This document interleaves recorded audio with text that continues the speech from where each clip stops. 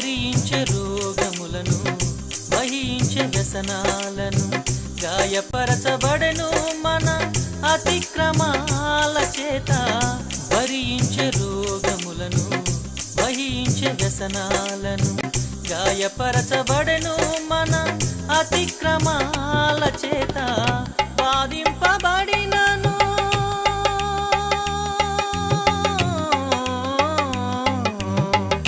బాధింపబడినను నోరు తెరవలేదు. వదకు తేబడిన గొర్రె పిల్లవోలెనే నీకోసమే నా కోసమే మరణించెను శ్రీ యేసుడు. నీకోసమే నా కోసమే మరి లేచెను ప్రభు క్రీస్తుడు.